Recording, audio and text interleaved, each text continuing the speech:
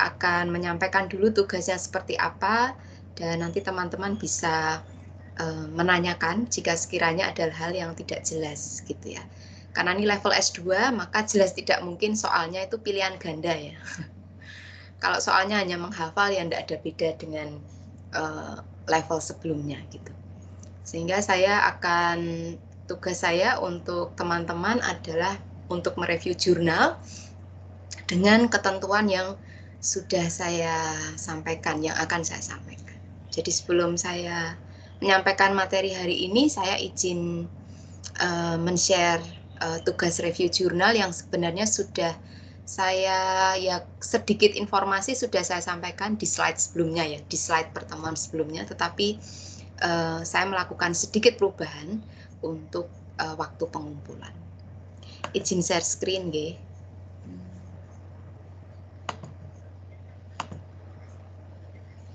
Apakah terlihat slide-nya, teman-teman? Terlihat, Ibu. Sudah terlihat. Baik, semoga ini harusnya bisa muncul full ya.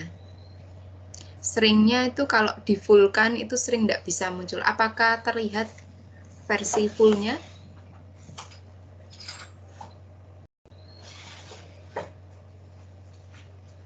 Terlihatkah teman-teman? Terlihat, Ibu. Terlihat, Ibu. Oke, terima kasih. Untuk tugas akhir akan dikumpulkan tanggal 27 Mei. Jadi teman-teman masih ada waktu 1 bulan lebih sedikit ya untuk betul-betul menseleksi dan menyelesaikan atau mengerjakan review jurnal ini. Dan saya mewajibkan bahasa Inggris ya. Jadi mengingat topik atau bahasan yang saya sampaikan itu tidak spesifik hanya di satu konteks saja, tetapi sudah banyak dilakukan riset berkaitan dengan gangguan makan ya, di berbagai tahap perkembangan gitu, mulai anak-anak atau remaja. Nah, tugasnya adalah teman-teman akan saya minta untuk melakukan review jurnal terhadap 3 artikel bahasa Inggris yang saya mengharuskan 5 tahun ke belakang maksimal ya. Jadi tahun 2017 ya terakhir ya. Minimal tahun 2017 artikelnya yang membicarakan tentang gangguan makan dan dampak psikososialnya. Karena ini kaitannya dengan aspek psikologis, maka kita perlu membicarakan hal tersebut. Jadi konteksnya dalam gangguan makan dan dampak psikososialnya pada responden atau subjek penelitiannya adalah anak-anak dan remaja, atau bisa jadi anak-anak atau remaja. Jadi teman-teman bisa memilih salah satu dari responden penelitian ini. Nah, setelah menemukan 3 artikel jurnal tersebut, teman-teman melakukan review terhadap masing-masing artikel ya. Artikel jurnal, jadi meliputi identitas jurnal. Di sini teman-teman perlu menuliskan sesuai dengan panduan APA edisi 7. Supaya teman-teman juga terekspos dengan berbagai macam jenis gaya selingkung ya. Dan kebetulan di psikologi itu kami banyak pakai APA edisi 7. Jadi teman-teman juga bisa mencari, download di Google ya, bagaimana panduan penulisan menggunakan APA edisi 7. Bagaimana berkaitan dengan cara penulisan, nama penulisnya seperti apa, penulisan judul artikel seperti apa, karena mungkin akan berbeda dengan kalau misalnya Anda menggunakan gaya selingkungnya IEEE itu ya, IEEE itu akan berbeda kalau kemudian juga dengan gaya Harvard ya, itu juga akan jelas sekali perbedaannya. Kemudian nama jurnal jelas juga harus dicantumkan, kemudian DOI-nya juga ya, jadi identifier-nya juga harus disampaikan. Kemudian pendahuluan, metode, hasil, dan diskusi ini singkat. Jadi apa yang melatar belakangi artikel tersebut, topik tersebut diteliti, kemudian metodenya apa, jika memang mixed methods itu kira-kira perlu dijelaskan dari sisi kuantitatifnya itu dengan menggunakan apa, kemudian kalau kualitatif dengan cara seperti apa. Kemudian respondennya, cara memperoleh respondennya, kemudian skala yang digunakan apa, panduan wawancaranya itu berkaitan dengan hal-hal apa. Saya pikir teman-teman juga sudah belajar ya sepanjang studi di S2 Gizi berkaitan dengan melakukan review jurnal. Kemudian Anda bisa menuliskan poin-poin. Jika ada hipotesis, jelas itu harus dituliskan ya, supaya juga nyambung nanti pembahasannya dengan hasil dan diskusi. Nah, yang penting untuk dikritisi, karena ini review ya, jadi tidak hanya cuma sebatas deskriptif saja tentang artikel tersebut, tetapi teman-teman harus bisa melakukan evaluasi, penilaian terhadap artikel tersebut. Jadi tugas teman-teman selain melakukan review berdasarkan pola ini ya, identitas, melaporkan pendahuluan, metode, kesimpulan, tugas penting teman-teman adalah memberikan komentar berdasarkan hasil telaah teman-teman terhadap artikel tersebut. Jadi masing-masing artikel akan Anda kritisi. Kelebihan, kekurangan, kemudian jika diaplikasikan dalam konteks Indonesia itu seperti apa? Apakah bisa diterapkan? Jika bisa, apakah perlu ada modifikasi atau pengembangan dan sebagainya? Menjadi tugas teman-teman untuk memberikan report tersebut dan justifikasi. Jadi tidak hanya cuma sekedar menuliskan artikel ini baik ya, tidak bisa. Tetapi apa yang membuat teman-teman memberikan justifikasi bahwa artikel tersebut baik, dan jika tidak baik atau sulit diterapkan, ada justifikasi yang Anda harus sampaikan berdasarkan telaah teman-teman terhadap artikel tersebut. Jadi memang tidak bisa hanya sekedar common sense ya, karena itu yang membedakan teman-teman sebagai mahasiswa dengan yang bukan. Jadi justifikasi ilmiah ini sangat diperlukan. Kemudian pengumpulannya lewat drive class, jadi nanti minta tolong Mbak Nesia atau Kormat, Mbak Kormat ya, untuk membuatkan drive class yang memberikan akses terhadap semua teman-teman dan juga saya untuk bisa mengupload atau mungkin juga mendownload hasil review jurnal teman-teman ini. Jadi tugas review jurnal ini menjadi salah satu poin penilaian terhadap hasil akhir belajar teman-teman ya. Kira-kira itu yang bisa saya sampaikan untuk tugas review sebagai tugas UAS untuk pertemuan 1, 2, 3 yang saya sampaikan. Sekiranya ada pertanyaan, saya persilahkan. Monggo.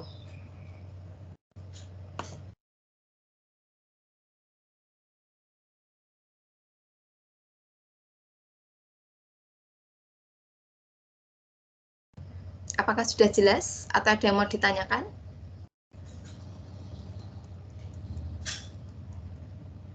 Sudah ya? Tidak ada. Izin Ya. bertanya. Silakan, Mbak. Maksimal 4 halaman itu untuk semuanya atau satu aja, Bu? Oh, semua, Mbak. Saya tidak terlalu suka dengan tulisan yang terlalu berkembang-kembang ya. Jadi teman-teman yang kemudian harus memastikan bahwa Anda betul-betul hanya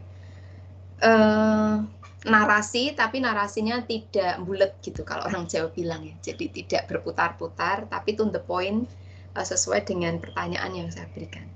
Karena ini mahasiswanya juga banyak ya Mbak, kalau satu mahasiswa mengumpulkan 12 ya, 3 kali 12 ya, saya yang kelenger nanti. Ya gitu. Jadi 4 halaman, harapannya 1 halaman bisa untuk membahas review, jadi di halaman terakhir, atau mungkin Anda sisakan ya, misalnya 1,5 jurnal, 1 halaman itu bisa untuk menuliskan hasil, ya betul ya. Jadi 1 halaman bisa Anda tuliskan 1 review untuk tiap jurnal, kemudian di halaman terakhir itu Anda bisa menuliskan pertanyaan ya, komen, dan atau komennya bisa Anda jadikan ya komennya berarti di halaman keempat itu juga bisa, tapi pastikan ada referensinya ya. Kalau begitu referensi terpisah dari 4 halaman ini ya Mbak. referensinya kan tentang artikel jurnal ini kan ya. Jadi 4 halaman hanyalah uraian untuk pertanyaan yang saya ajukan ini, plus 1 halaman untuk daftar pustaka. Gitu. Gitu Mbak, apakah cukup menjawab?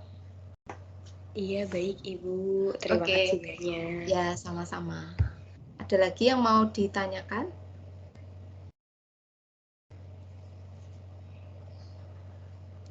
Ini saya mohon maaf karena double layar ya, karena ada kegiatan juga.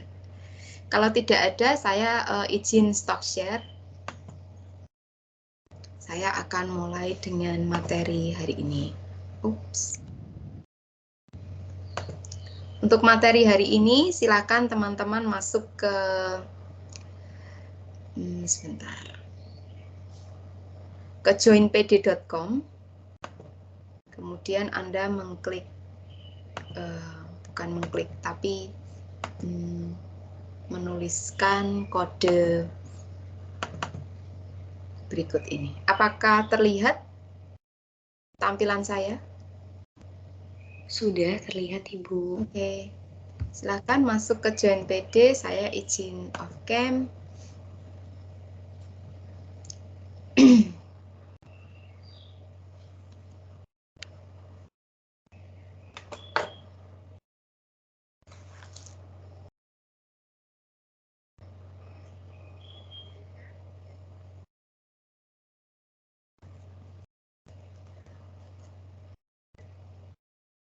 Semoga tidak ada yang kesulitan masuk ya. Ini baru 1 mahasiswa yang connected.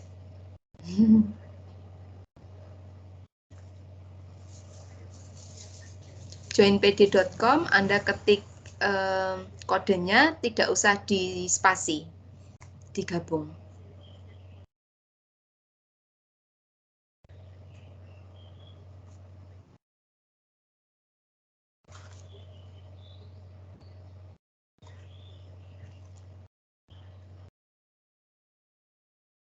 Kita berapa orang Mbak Nesia? Mahasiswanya? 12. Kita berberapa Mbak? Jumlah mahasiswanya? Ada 13 orang Ibu. Oke Mbak, masih 4 orang lagi ya? Iya, lagi terkendala jaringan Ibu. Oh oke, baik. Oke, kita mulai saja. Baik, teman-teman, topik hari ini tentang autism. Autism spectrum disorder ya. Apakah ada yang hendak berbicara? Silahkan.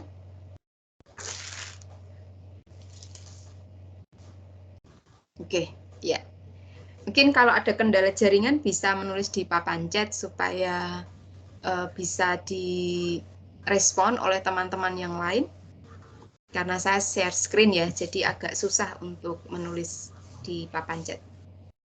Baik, materi terakhir saya adalah berkaitan dengan autism spectrum disorder atau kita menyebutnya autisme, begitu ya. Meskipun sekarang istilah autisme itu tidak berdiri sendiri hanya autisme, tapi karena variasinya yang banyak ya, itu kemudian istilah autisme itu menjadi autisme spektrum. Karena variasi dari gangguan ini sangat luas begitu ya, sehingga istilah autisme saja tidak cukup untuk menggambarkan variasi tersebut, sehingga dikembangkan menjadi autism spectrum disorders. Dan materi saya ini terlalu singkat ya untuk bisa membekali teman-teman dengan informasi tentang autism spectrum disorders.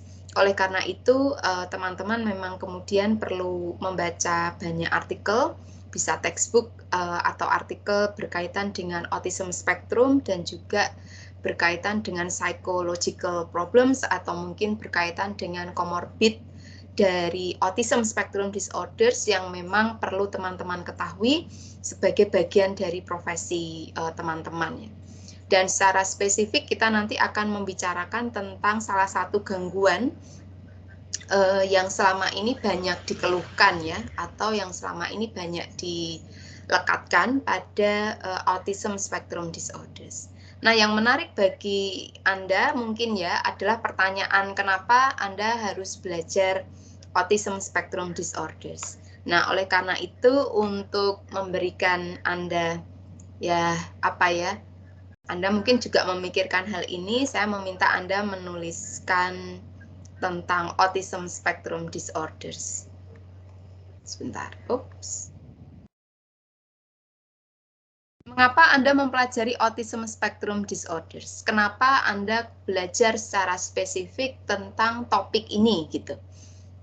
Minggu lalu kan topiknya luas ya, tentang gangguan makan pada anak dan remaja. Nah, di pertemuan ketiga ini kenapa kok yang hanya disoroti adalah Autism Spectrum Disorders? Saya persilahkan teman-teman menuliskan jawaban, nanti akan kita diskusikan jawaban tersebut. 2 menit mulai dari sekarang.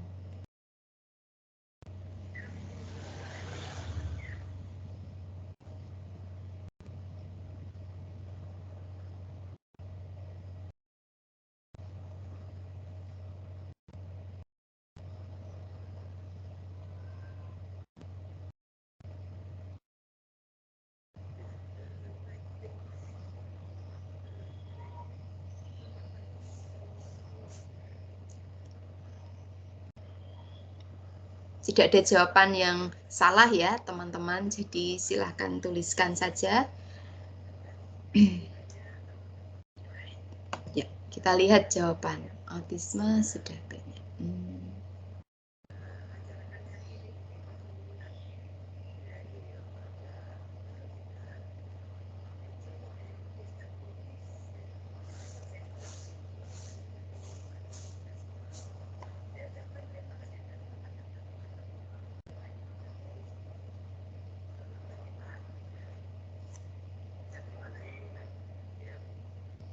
Iya, kita akan coba membahas ya. Semoga di layar sudah terlihat beberapa jawaban teman-teman.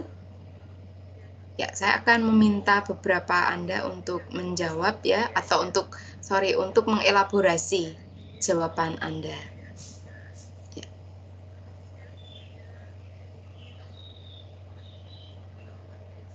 Baik, ini saya tertarik dengan respon ini, membantu memberikan perubahan perilaku ke arah yang lebih baik, terutama bagian gizi.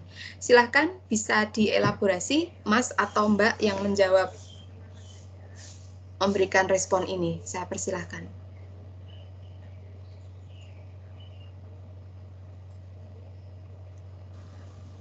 Baik Ibu, izin menjawab. Menurut Ya, Mbak. saya dari bidang gizinya itu mengapa perlu mempelajari tentang autism ini, karena kita sebagai ahli gizi bisa membantu perkembangan dari teman-teman yang mengalami autism tadi dari segi gizi gitu Bu. Jadi di sana mungkin anak-anak yang autism itu cenderung memiliki resiko mudah tertular penyakit misalnya, dan bisa kita bantu melalui asupan gizi, membantu meningkatkan daya imunnya. Contohnya salah satunya seperti itu, Ibu. Oke. Jadi berkaitan dengan, jadi apakah asumsinya bahwa anak-anak dengan ASD, autisme spektrum ini berisiko untuk mengalami problem gizi gitu ya Mbak, kira-kira ya? Iya. Ya. Iya, betul Ibu. Dan juga rentan untuk terkena penyakit karena daya imunitasnya yang rendah begitu. Baik. Ya, terima kasih. Jadi ini kaitannya menjadi sangat terlihat bahwa memang anak-anak dengan autism spektrum menunjukkan beberapa problem kesehatan ya, terutama untuk gizi. Nanti kalau teman-teman ada kesempatan ke toko buku, Anda bisa mencari buku, saya nggak tahu nih kelihatan nggak ya, judulnya Autisme dan Pola Makan. Ini menjadi menarik karena dibandingkan dengan anak-anak penyandang disabilitas, anak-anak dengan autisme spektrum ini yang tadi sudah disampaikan oleh teman Anda itu memiliki resiko yang sangat tinggi untuk mengalami misalnya anoreksia ya contohnya. Bisa juga obesitas ya. Jadi asupannya itu berlebihan ya, tetapi juga tidak imbang begitu. Karena kita akan lihat jawaban teman-teman yang lain. Ini kaitannya juga dengan karakteristik dari anak-anak dengan ASD ya. Saya menyebutnya sekarang ASD ya untuk menggambarkan Autism Spectrum Disorder, juga lebih gampang menjelaskan. Jadi karena ini tadi ya, jadi karena variasinya terlalu luas, kita tidak bisa hanya menyebut sebagai autisme saja, karena autisme itu bagian dari ASD. Itu nanti di dalam ASD itu spektrumnya ada Asperger syndrome, kemudian autisme klasik gitu ya, yang muncul sebelum usia 3 tahun ya misalnya, itu bagian dari ASD. Kemudian juga ada beberapa anak yang menunjukkan beberapa diagnosis klinis yang seringkali itu berkaitan ya, diasosiasikan dengan anak-anak dengan penyandang ASD karena mereka memiliki karakteristik yang mirip sekali dengan ASD, misalnya kesulitan untuk menjalin interaksi, relasi interpersonal secara bermakna dengan orang lain ya. Nah, ini konsekuensinya ada beberapa hal yang nanti akan berdampak, salah satunya pada gizi. Nanti saya akan sebutkan, misalnya problem gizinya kok bisa ya? Iya, karena pada anak-anak ASD itu biasanya mereka fasi ya, pemilih makanannya. Jadi hanya mau makan makanan tertentu gitu. Atau awalnya mau makan makanan yang bervariasi, tapi kemudian menolak makanan itu. Jadi terus dimuntahkan ya. Itu sangat lazim terjadi pada anak-anak dengan ASD. Atau mereka punya riwayat alergi ya, sehingga harus diet untuk makan makanan tertentu. Nah, salah satu diet yang banyak diterapkan misalnya pada anak-anak ASD adalah diet gluten dan kasein ya, jadi gandum dan susu. Karena ketika pada anak-anak ASD ini karena apa ya, variasi variasi keparahannya itu berbeda-beda. Ada anak yang alergi gandum tapi tidak susu, atau alergi sebaliknya, alergi susu tapi tidak pada gandum. Dan ketika diberikan berlebihan, pada anak-anak yang diberikan gluten dan kasein berlebihan itu akan justru menimbulkan racun ya bagi otak, sehingga itu kemudian akan mempengaruhi perilaku dari anak-anak dengan ASD. Jadi karena kemudian tidak bisa makanan itu malah justru menghasilkan racun, dan racun itu tidak bisa dibuang oleh tubuh, sehingga malah kemudian akan mengakibatkan efek-efek tertentu. Yang efeknya itu kadang seperti orang dengan kecanduan heroin ya. Jadi pupil mengecil, kemudian ada muncul seizures ya. Ada potensi-potensi tersebut. Sehingga tugas teman-teman di sini adalah sebenarnya menjadi sangat vital, karena kemudian harus dapat membantu orang tua dan profesional lain untuk kemudian bisa merancang ya program diet ya. Kalau misalnya harus diet, itu diet yang seperti apa sehingga mereka tidak mengalami kekurangan gizi ya. Itu yang terjadi. Ini mengelaborasi ya diet dan perilaku, karena ternyata ada kaitannya ya. Ketika anak tidak bisa mengendalikan perilakunya, itu antara lain faktor makanan itu menjadi faktor yang bisa jadi akan menginjus atau mendorong munculnya perilaku-perilaku maladaptif anak ya. Misalnya ada anak-anak dengan ASD itu yang ketika diberi kasein dan gluten yang berlebihan, karena mungkin orang tua atau dokter mungkin tidak mengantisipasi hal ini. Ketika anak diberi roti, pasta, kemudian diberi nugget ya, diberi yogurt misalnya, itu anak justru mengalami problem perilaku ya, misalnya jadi tantrum ya, seperti itu. Kemudian anak menjadi agresif, itu bisa sekali.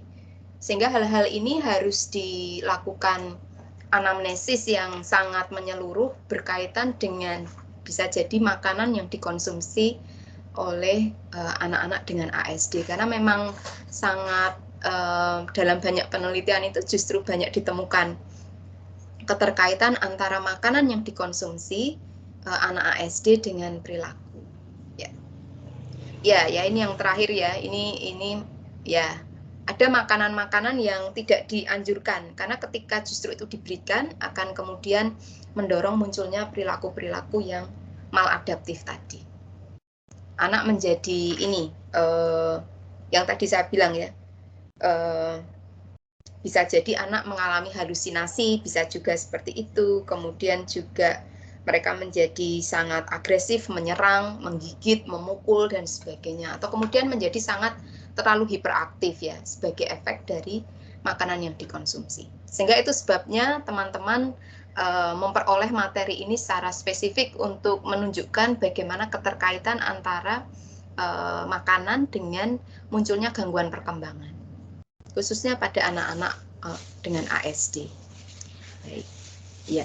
Jadi tugas teman-teman di situ ya. Jadi Anda bisa melihat bahwa keterkaitannya itu multidisiplin kalau kita bisa simpulkan ya. Penyelesaiannya itu tidak cuma hanya diselesaikan dengan obat atau terapi psikologis ya. Misalnya diberikan terapi bermain atau terapi perilaku ya misalnya yang banyak dipakai, tetapi juga ternyata perlu ada terapi-terapi makanan. Baik, terima kasih untuk respon teman-teman. Baik, silakan bisa dituliskan apa yang Anda ketahui tentang ASD dan apa yang tidak Anda ketahui dari penjelasan atau penjelasan saya yang merangkum jawaban teman-teman tadi. Hal apa yang sudah Anda ketahui tentang ASD selama ini dan hal apa yang belum Anda ketahui. Silakan Anda bisa tuliskan. Jadi satu di bagian kiri, satu di bagian kanan. Paham ya? Ini karena kita masih perlu berkenalan dengan ASD ya. Jadi kita perlu tahu baseline kita yang sudah kita tahu dan hal apa yang menjadi pertanyaan kita.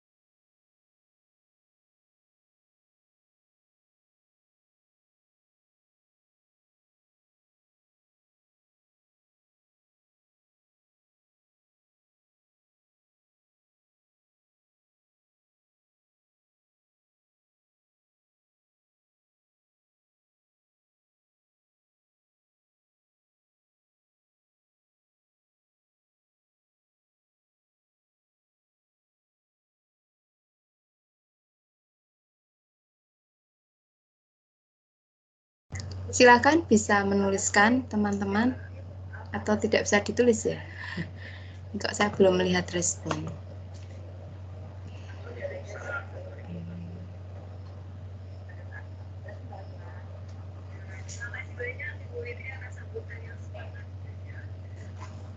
Apakah bisa ditulis ya? Ini belum ada yang nulis ya. Apa yang Anda pahami tentang autisme, ASD, dan apa yang belum?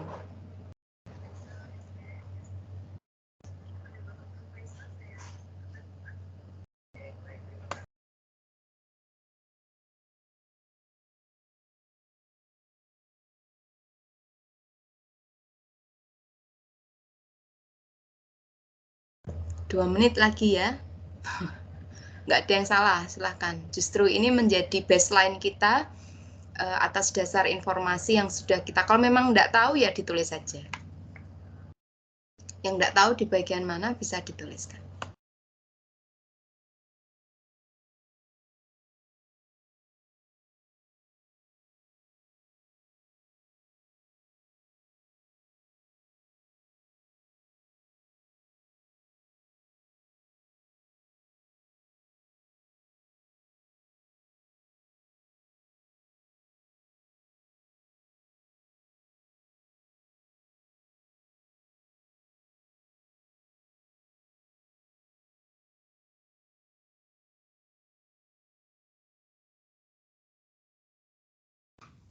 Ibu mohon maaf. Iya Mbak, silakan Mbak. Iya, cara buat nampilinnya bagaimana ya Bu? Oh, nggak bisa ya? Oh, Nggak bisa. oh oke ya sudah, kita present aja deh Mbak. Silakan bagi yang ingin menyampaikan pendapat yang sudah diketahui apa tentang ASD dan di bagian mana yang belum diketahui. Harusnya bisa nih. Oke, silakan. Nggak ada bacaan sennya Ibu. Oh iya, silakan, nggak apa-apa. Silakan Mbak. On mic saja kalau begitu. Ya, izin menjawab Ibu. Silakan Mbak.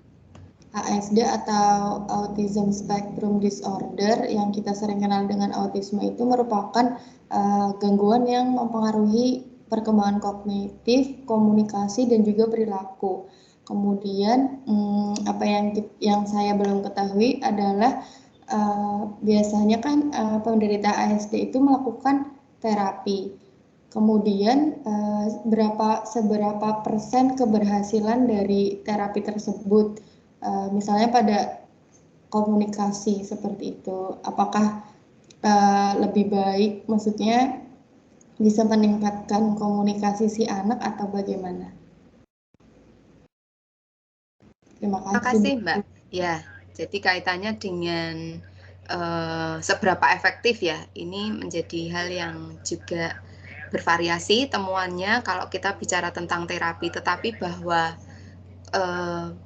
kata kuncinya adalah semakin awal dikenali, maka penanganan yang semakin dini itu akan memberikan prognosis yang lebih baik. Intinya seperti itu. Jadi mau pakai terapi, baik yang medikamentosa atau terapi perilaku atau terapi gizi sekalipun, semakin awal dikenakan atau semakin awal diberikan, harapannya prognosisnya akan semakin baik. Artinya bahwa perilaku maladaptif itu akan semakin terminimalisir ya. Jadi kalau anaknya itu misalnya dikasih diet CFGF, casein free dan gluten free, itu kan karena ada kaitan antara konsumsi makan ya, terlalu banyak karbohidratnya ternyata juga berpotensi memunculkan tantrum misalnya ya, sehingga anak harus menjalani terapi itu sejak awal ketika orang tua memahami bahwa makanan itu ternyata memberikan sumbangsih ya terhadap munculnya perilaku. Nah, orang tua perlu untuk segera menerapkan, tentu juga sambil berkomunikasi, diskusi ya dengan ahli gizi tentu saja dan profesional lain. Jadi kalau ditanya seberapa efektif, ini pertanyaan yang bagus Mbak. Tetapi variasi jawabannya cukup banyak. Jadi yang jelas ada konsistensi. Pemberian terapi itu artinya tidak hanya di tempat terapis. Tidak hanya di tempat terapi. Kalau saya punya teman seorang terapis wicara dan dia banyak berinteraksi dengan anak-anak dengan ASD yang nonverbal ya. Kebetulan ASD atau Autism Spectrum itu variasinya kan tadi saya sudah sampaikan berkali-kali ya. Jadi ada anak dengan ASD itu yang memang cara berkomunikasinya tidak dengan verbal gitu, tetapi dengan misalnya tunjuk tangan. Kalau dia ingin sesuatu tuh dia menyeret atau menggeret tangan orang tuanya, terus kemudian dia nunjuk mainan atau nunjuk makan ya, oh berarti dia lapar misalnya. Itu ada modelnya ASD yang nonverbal. Nah, teman saya ini terapis bicara ini kebetulan banyak memperoleh kasus anak-anak ASD yang nonverbal. Sehingga tugas dia harus membantu keluarga ini, untuk keluarga anak ASD itu atau keluarga kliennya itu untuk mendorong atau menciptakan situasi-situasi yang memungkinkan dan mengharuskan anak untuk berbicara. Nah, dalam kenyataannya tidak selalu ketika proses terapi itu berjalan optimal, karena ternyata ketika di rumah hal ini tidak terjadi. Jadi artinya konsistensi itu tidak terjadi, jadi hanya di tempat terapi saja.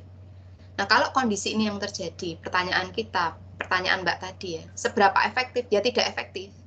Kalau kita bisa katakan, karena tidak ada konsistensi pemberian perilaku yang sistematis tapi juga terus-menerus ya, sehingga kita akan bisa melihat penurunan atau bahkan mungkin keparahan dari komunikasi verbal yang diharapkan itu semakin besar, semakin tinggi ya, karena anak tidak pernah didorong untuk berbicara atau berkata ya, untuk menyampaikan keinginannya itu. Jadi kuncinya adalah di konsistensi dan semakin awal dikenali. Yang bisa saya sampaikan itu Mbak, terima kasih. Ini pertanyaannya sangat penting ya, refleksinya. Satu lagi mungkin teman-teman saya persilahkan yang sudah diketahui dan yang belum.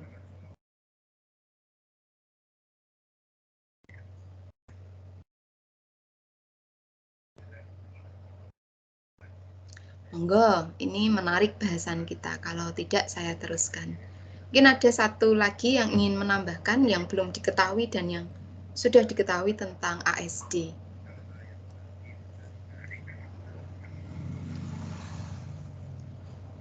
Baik, saya teruskan saja ya. Waktu terus berjalan. Ya, jadi Autism Spectrum Disorders itu penyebabnya adalah multifaktorial. Ada beberapa buku yang menyatakan bahwa ASD ini penyebabnya ini termasuk bagian dari neurodevelopmental disorders ya. Kalau di DSM-5, Diagnostic on Statistical Manual, Diagnostic and Statistical Manual of Mental Disorder ya, kita menyebutnya DSM. Itu menjelaskan bahwa ASD atau Autism Spectrum Disorders itu multifaktorial dan kompleks sifatnya. Jadi ada unsur genetiknya, jadi poligenik ya istilahnya, karena banyak gen yang terlibat di dalamnya. Jadi ASD ini tidak penyebabnya itu tidak single gene ya, meskipun ada juga beberapa misalnya untuk autism klasik misalnya ya, itu mutasinya pada satu gen tertentu, tetapi di beberapa referensi artikel jurnal yang lain itu dikatakan bahwa ASD itu sifatnya polygenic disorder, jadi melibatkan interaksi dari berbagai gen dan juga environmental, jadi lingkungan, sehingga itu kemudian makanya sebutnya adalah multifaktorial. Nah, penyebab yang berkaitan dengan aspek biologis atau genetics itu terjadi pada sejak fase prenatal ya. Ibu yang saat hamil mengalami sakit ya, terutama berkaitan dengan infeksi rubella, itu bisa berisiko anak yang dilahirkan akan berisiko mengalami ASD. Kemudian misalnya kalau di mungkin tahun 2000-an awal ya, teman-teman mungkin pernah mendengar bahwa exposure terhadap makanan laut ya, terutama yang mengandung timbal, mineral tinggi itu ya, itu ternyata juga berpotensi menghasilkan atau ya ibu yang mengkonsumsi ikan laut gitu ya, produk laut yang sudah terpapar oleh timbal ya, itu juga akan melahirkan anak dengan ASD. Kemudian ada juga kromosomal abnormalities, itu Fragile X, itu juga ternyata menunjukkan ya anak-anak yang mengalami Fragile X ya. Fragile X itu salah satu kelainannya di kromosom X ya, dan ini dibawa oleh ibu, Fragile X. Jadi gen X yang fragile ya, rapuh gitu ya. Jadi ada bagian dari kromosom X yang rapuh sehingga kemudian anak-anak yang mengalami Fragile X ini menunjukkan clinical dan manifestasi kliniknya itu mengalami ASD. Jadi misalnya mereka tidak tertarik untuk berinteraksi secara bermakna yang tadi ya saya sebut berinteraksi atau memulai komunikasi dengan orang lain. Jadi menarik diri ya. Jadi mereka sangat terikat dengan dirinya sendiri. Kemudian problem yang lain adalah abnormalitas otak. Jadi contoh pada kasus hidrosefalus itu ada kasus anak-anak dengan yang berisiko dalam perkembangannya itu berkembang menjadi anak dengan ASD. Jadi kaitannya itu memang pada anak-anak ASD itu struktur otaknya ketika di EEG itu berbeda dengan anak-anak pada umumnya. Terutama juga ASD dengan komorbid ya, misalnya anak-anak dengan seizure ya, epilepsi, ASD dengan epilepsi, kemudian ASD dengan ADHD ya, hiperaktivitas disorders, itu juga memunculkan gambaran klinis ya, terutama untuk pemindaian otak ya. Ketika dilakukan pemindaian otak itu ternyata memang menunjukkan struktur yang berbeda, yang itu kemudian akan memberikan manifestasi terhadap perilaku-perilaku tertentu. Nah, selain problem-problem biologis ini, ternyata memang juga ada problem lain ya yang tadi saya sampaikan. Environmental. Jadi ada penyebab yang kaitannya memang dengan paparan lingkungan ya, yang tadi contohnya makanan yang dikonsumsi. Tetapi konsep awal ya ketika ASD ini muncul mitos ya seperti ini, bahwa anak-anak dengan ASD itu adalah anak-anak yang dilahirkan dari keluarga yang dingin. Ini mitos ya, sehingga jawabannya ini pasti jelas salah. Jadi ASD tidak disebabkan oleh pengasuhan orang tua yang dingin. Kan ada tuh orang tua yang modelnya itu berjarak ya dengan anaknya, membuat hierarki atau berjarak dengan anaknya ya. Jadi tidak responsif terhadap kebutuhan anak. Jadi autism tidak disebabkan oleh pengasuhan orang tua yang dingin, sehingga ini jawabannya jelas false. Dan autisme ya atau ASD itu berasal dari kata autos yang artinya adalah self. Jadi anak dengan ASD adalah anak yang memiliki keinginan, bukan keinginan, tetapi memiliki kecenderungan yang sangat kuat untuk berpusat pada dirinya sendiri. Sehingga dengan demikian dia sulit ya, karakteristik dari ASD ini kan pada domain interaksi, komunikasi, dan daya imajinasi ya. Sehingga anak-anak pada ASD ini mereka mengalami keterbatasan, kesulitan untuk membangun relasi, komunikasi, dan mengembangkan kemampuan imajinasi. Kalau teman-teman pernah melihat video ASD, anak-anak dengan ASD ketika mereka bermain, itu mainannya tidak dimainkan dengan tepat gitu. Misalnya ketika teman-teman berikan mobil-mobilan itu tidak dimainkan, tapi hanya dipegang misalnya. Atau hanya disusun berdasarkan warna, tapi tidak dimainkan. Ya. Atau mereka itu menjadi terfiksasi dengan benda-benda yang berputar, misalnya ya kipas angin, ban ya. Itu ya dilihat ya, dia bisa berdiri atau mengamati ban atau mungkin kipas angin itu selama berjam-jam tanpa melakukan apapun. Jadi salah satu ciri dari anak dengan ASD adalah terbatasnya daya imajinasi, gitu ya, untuk memainkan atau menggunakan stimulus-stimulus tertentu. Meskipun ada juga ya dengan anak-anak terutama dengan kemampuan inteligensi yang tinggi, karena variasi inteligensi pada anak-anak ASD ini bervariasi. Ada yang high functioning, ada yang tidak mengalami hambatan perkembangan kognitif ya, dalam arti inteligensinya itu, level inteligensinya itu sangat tinggi sehingga bisa juga kreatif, tapi di satu sisi ada anak dengan ASD yang tergolong low functioning autism. Jadi level inteligensinya itu rendah. Sehingga kesulitan untuk kemudian memproses informasi. Jadi problem pada anak-anak ASD ini sangat kompleks, tetapi berpusat pada keterbatasan kemampuan untuk berinteraksi dengan orang lain, kemampuan komunikasi, dan yang kalau teman-teman nanti belajar tentang ciri-ciri dari ASD itu perilakunya restriktif dan repetitif ya. Jadi kalau mungkin teman-teman pernah bertemu dengan anak dengan ASD itu kalau ditanya namamu siapa, dia akan ekolali ya. Ada yang modelnya seperti itu. Jadi mengulang apa yang teman-teman tanyakan ya. Kemudian tidak menatap, tidak melakukan kontak mata. Itu ciri yang sangat mudah untuk dikenali pada anak-anak dengan ASD. Nah, secara global prevalensi ya, ini kalau kita bicara epidemiologi, itu selalu terjadi peningkatan dari tahun ke tahun. Ini yang berhasil saya temukan ya, mungkin teman-teman akan menemukan jauh lebih bervariasi, tetapi trennya itu meningkat. Dan ini juga menjadi bahan diskusi ya dari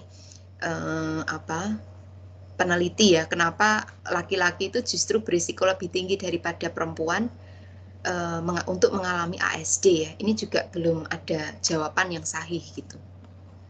Apakah ini berkaitan juga dengan perempuan itu punya kaitannya dengan kromosom ya. Kalau perempuan punya 2 kromosom X, laki-laki hanya punya 1 kromosom X. Jadi ketika laki-laki itu terkena Fragile X ya, hanya pada laki-laki, maka biasanya akan lebih berisiko pada laki-laki untuk terkena dibandingkan pada perempuan misalnya. Karena laki-laki hanya punya 1 kromosom X ya toh, X dan Y kan. Sementara perempuan punya 2 kromosom X. Sehingga lebih terlindungi perempuan misalnya ya.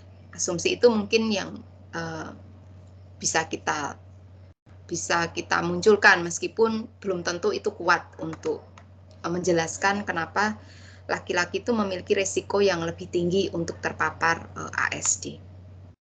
Nah, beberapa karakteristik dari ASD ini yang saya pakai adalah DSM-5, jadi Diagnostic and Statistical Manual on Mental Disorder.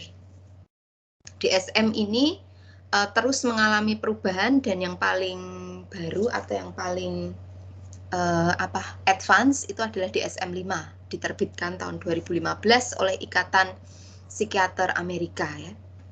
Dan cirinya harus ini teman-teman. Jadi kalau Anda ingin dapat referral ya pasien dengan diagnosis autism, teman-teman perlu cross check dengan DSM-5 sebagai diagnostic tool ya yang banyak digunakan secara internasional.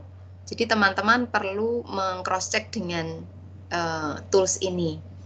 Anda bisa lakukan anamnesis atau mungkin juga bisa menyarankan orang tua untuk melakukan pemeriksaan berkaitan dengan poin-poin ini. Jadi yang jelas anak-anak dengan ASD itu mengalami hambatan berkaitan dengan komunikasi sosial dan interaksi. Di konteks yang beragam ya, jadi nggak bisa hanya di rumah dia diam saja, tapi ketika di sekolah dia aktif bermain dengan teman-temannya, itu bukan ASD. Ya, jadi harus ditemukan situasi yang sama, kegagalan untuk berkomunikasi dan memulai interaksi dan komunikasi dengan orang lain di berbagai setting.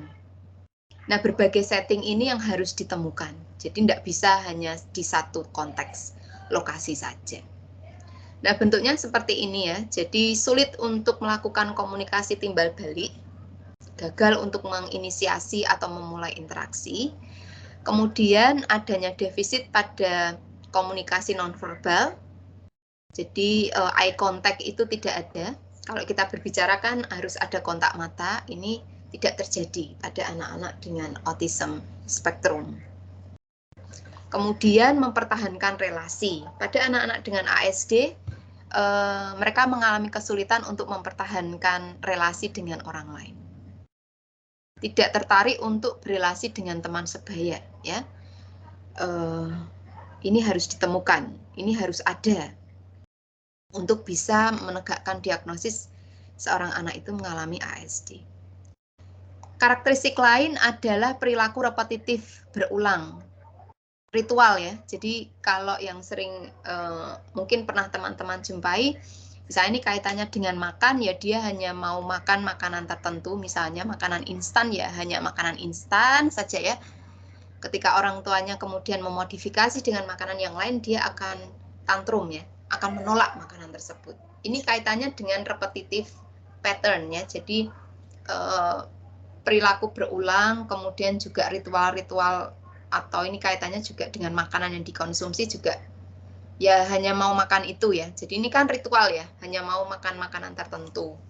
Kemudian ritual perilaku yang lain misalnya harus menyusun ya. Misalnya anak-anak dengan ASD ini akan menyusun mainannya dengan pola-pola tertentu. Jadi kalau mainannya itu kemudian diatur dengan cara yang berbeda, itu dia akan tantrum juga. Jadi ini misalnya ya, contohnya lining up toys, jadi hanya menyusun mainan, atau kemudian ekolali ya, mengulang-ulang kalimat yang sama.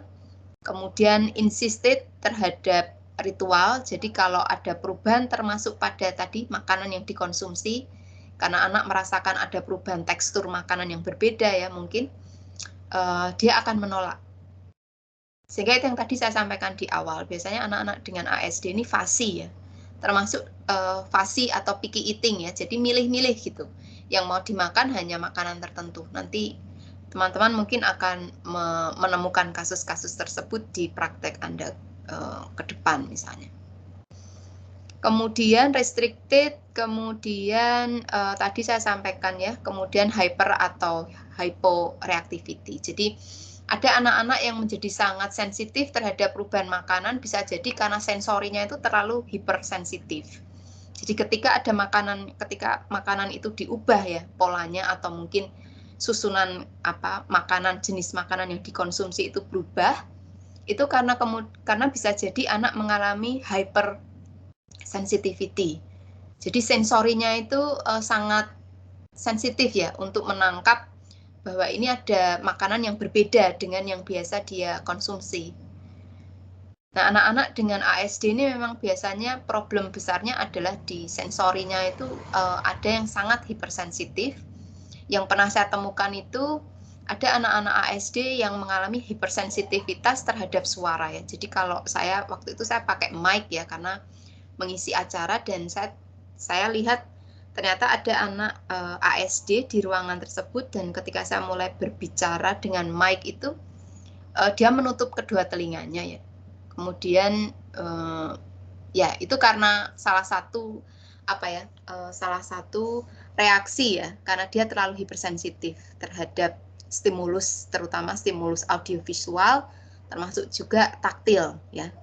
Jadi pada beberapa kasus ada anak ASD itu yang tadi ya terhadap audio, terhadap taktil itu biasanya kalau pakai baju ya yang ada label di kerahnya itu ada jahitan label ya, entah ukuran atau mungkin merek dan sebagainya, itu bagi anak ASD itu menyakitkan ya ketika itu mengenai kulitnya.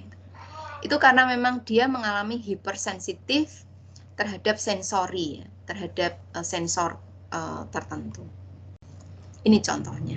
Termasuk juga terhadap bau ya, bau-bauan tertentu itu bagi anak-anak dengan ASD itu terlalu kuat, sehingga akan kemudian menimbulkan dampak-dampak perilaku tertentu, tantrum ya, kemudian teriak-teriak begitu. Kemudian panik ya, jadi kayak kemudian dia menjadi panik dan kemudian lari-lari kayak bingung gitu. Itu yang pernah saya lihat ya, mungkin akan berbeda dengan pengalaman teman-teman. Karena memang manifestasi dari ASD ini juga sangat beragam. Nah, ini karakteristik lain harus muncul di usia awal, jadi sebelum 3 tahun, itu yang disebut dengan autism klasik ya. Tapi juga ternyata bisa juga muncul di setelah usia 3 tahun, itu juga ada yang muncul. Jadi awalnya anak punya kemampuan untuk berbicara, tetapi kemudian hilang kemampuan berbicaranya itu. Kemudian tidak untuk autism spektrum itu komorbidnya cukup banyak, jadi teman-teman juga perlu hati-hati ya di dalam mendeteksi. Saya pikir karena komorbidnya ini cukup banyak, jadi ada anak-anak dengan gangguan kecemasan itu menunjukkan penarikan diri terhadap interaksi dengan orang lain. Jadi anak dengan ASD tapi dia juga gangguan kecemasan. ASD tapi dia juga adanya gangguan intelektual, itu juga ada. Disorder ya, intellectual disabilities, itu muncul. Pernah ada kasus itu. Jadi autism spektrum dia juga Down syndrome misalnya. Kasus-kasus seperti itu bukan tidak mungkin akan teman-teman jumpai. Jadi tidak melulu hanya ASD saja murni, itu tidak. Seringnya minimal ya ada 2 gangguan gitu. Gangguan penyerta ya. Meskipun yang utama itu ASD, tapi ternyata dia juga ADHD misalnya. Atau ASD dia juga gifted ya, berbakat. Jadi termasuk dalam anak-anak dengan high functioning autism, itu juga ada. Jadi perlu extra care ya, artinya di dalam melakukan anamnesis dan juga pemeriksaan penunjang lain. Nah, biasanya untuk mengidentifikasi seorang anak itu ASD atau tidak, itu pemeriksaannya cukup beragam ya. Jadi pemeriksaan medisnya juga beragam. Kemudian apalagi kalau punya riwayat kesehatan yang tidak terlalu baik ya. Misalnya pernah ada riwayat kejang, itu jelas harus ada pemeriksaan EEG ya. Kemudian kalau misalnya ada riwayat alergi, berarti harus dikonsulkan ke ahli gizi untuk melihat. Kalau ada riwayat kelainan genetik, perlu dicek biomarkernya apa saja yang kemudian memberikan sumbangsih ya terhadap munculnya perilaku tersebut. Jadi artinya pemeriksaannya ini butuh pendekatan multidisiplin, tidak bisa hanya satu pihak saja. Psikolog saja itu tidak cukup menurut saya. Karena manifestasi dan penyebabnya itu kompleks ya, tidak bisa penyebabnya itu tunggal, itu enggak ada. Nah, karakteristik yang lain, ini yang tadi saya sampaikan bahwa ASD itu bisa bisa komorbid, bisa juga tidak gitu. Nah, komorbid yang lain adalah anak-anak dengan gangguan perkembangan bahasa. Jadi sulit untuk mengembangkan kemampuan berkomunikasi karena memang perkembangan bahasanya itu buruk ya. Kemudian ada ini katatonia ya. Jadi memang ada mungkin indikasi ke arah psychiatric disorder, bisa juga ya. Ini kemudian memang harus ada pendekatan multidisiplin untuk memastikan apakah seorang individu itu ASD atau tidak. Kalaupun dia ASD, apakah ada komorbid atau tidak? Komorbidnya apa? Karena itu kaitannya nanti dengan intervensi ya. Nah, karakteristik ini berdasarkan tingkat keparahan. Jadi harus pendekatannya itu ternyata terapinya nggak cukup ya, misalnya hanya terapi diet gitu. Tapi harus diikuti dengan terapi perilaku contohnya. Jadi kalau di psikologi itu terapinya itu pakai terapi perilaku ya, meskipun banyak pro dan kontra juga ya di terapi perilaku ini karena kemudian menjadi sangat rigid ya, anak dianggap seperti robot gitu. Jadi misalnya terapisnya bilang tatap mata saya gitu ya, memanggil nama anaknya.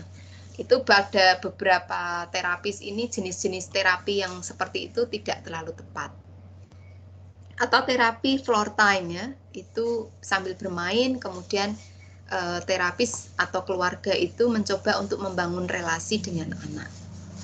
Itu namanya terapi sensori integrasi, ada juga. Kemudian ada terapi okupasi juga ada. Jadi biasanya pendekatan untuk anak-anak dengan ASD ini tidak pendekatan yang sifatnya terapi tunggal ya, tapi terapi kombinasi untuk memaksimalkan munculnya perilaku-perilaku yang diharapkan gitu, karena ternyata saling berkaitan. Jadi ada anak yang bisa jadi dia sudah dideteksi ASD sejak kecil, tapi karena terlalu parah sehingga seumur hidupnya memang harus dibantu oleh orang lain. Supportnya itu tetap harus dibantu. Nah, ini yang cukup menantang ya, terutama dalam konteks Indonesia. Apalagi dengan kesadaran keluarga yang cukup rendah, karena memang kalau kasus yang dialami oleh teman saya sebagai terapis wicara itu, orang tua merasa bahwa ini adalah tanggung jawab terapis, karena bayar ya, kalau terapi itu kan bayar ya, nggak mungkin gratis gitu. Sehingga orang tua merasa ya diserahkan ke terapisnya itu sudah, saya membayar untuk diterapi, jadi harusnya anak saya sembuh gitu. Tapi ekspektasi ini menjadi terlalu berlebihan ketika orang tua tidak terlibat di dalam proses terapi, di sesi di luar terapi gitu. Karena kalau hanya diserahkan kepada terapis, berapa lama sih di terapis itu? Hanya 1-2 jam. Sementara selebihnya anak akan lebih banyak berinteraksi dengan keluarga. Tapi ketika di keluarga, apa yang sudah dilakukan di tempat terapi itu tidak dilakukan. Sehingga kenapa kemunduran itu menjadi semakin berat. Sehingga ketika kemudian diminta untuk memberikan prognosis, hal-hal seperti ini harus dibicarakan bersama. Sejauh mana keterlibatan keluarga sebagai caregiver anak-anak dengan ASD itu diberikan. Sejauh mana keluarga rigid terhadap misalnya pola-pola makan yang sudah didesain oleh ahli gizi seperti teman-teman ini. Apakah dilakukan? Itu menjadi pertanyaan-pertanyaan yang perlu kita diskusikan di sesi-sesi terapi ya, ketika anak itu dihadirkan atau ketika kita melakukan evaluasi terhadap penanganan anak-anak dengan ASD. Karena ternyata problemnya itu justru di caregiver ya, justru di keluarga gitu, yang tidak memberikan penguatan-penguatan yang adekuat terhadap upaya-upaya treatment yang diberikan gitu.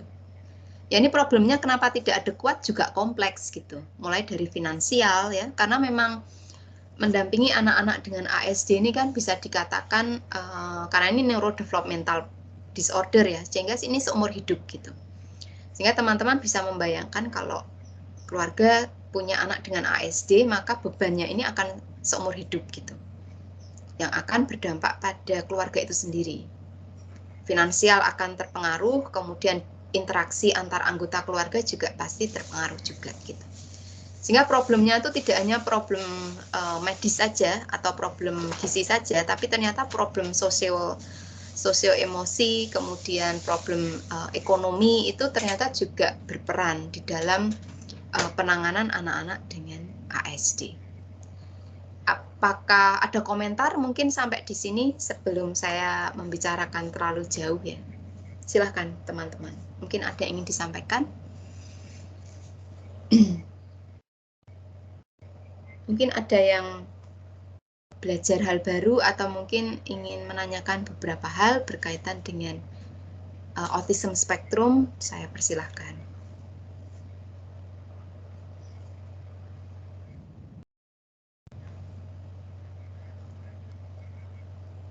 Selamat pagi Bu Kostri.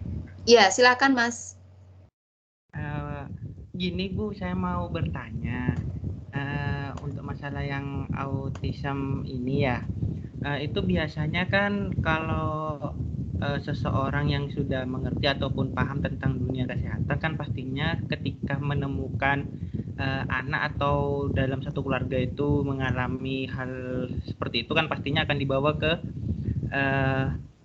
orang medis atau orang kesehatan. Itu biasanya untuk penanganan waktunya itu biasanya berapa lama ya Bu ya? Soalnya kadang kan ada yang dari kecil, ada yang sudah anak-anak, ada yang sudah remaja, ada yang baru dewasa, yang baru intinya di terapi gitu.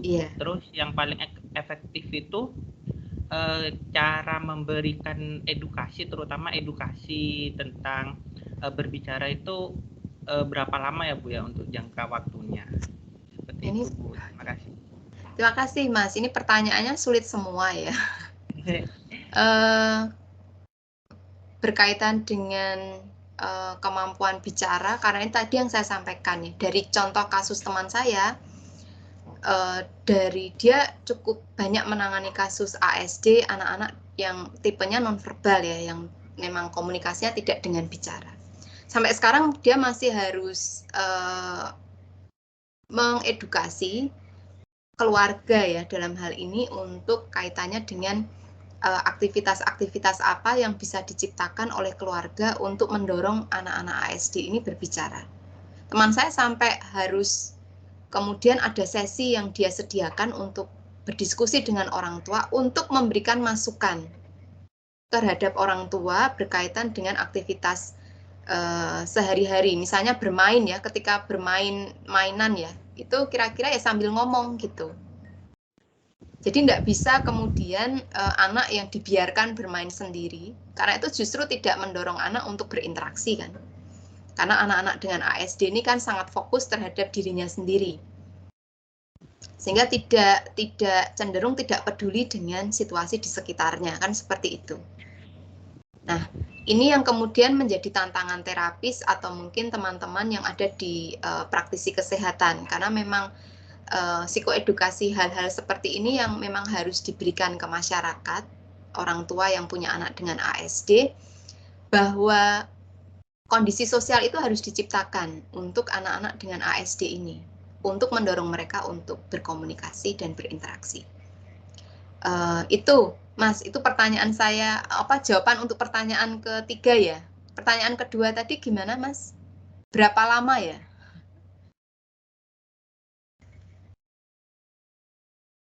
Begitukah, Mas?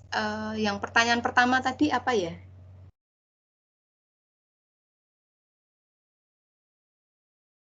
Halo? Pertanyaan pertama tadi tentang berapa lama ya? Masih mute, mungkin bisa diulang pertanyaannya, Mas. Mohon maaf.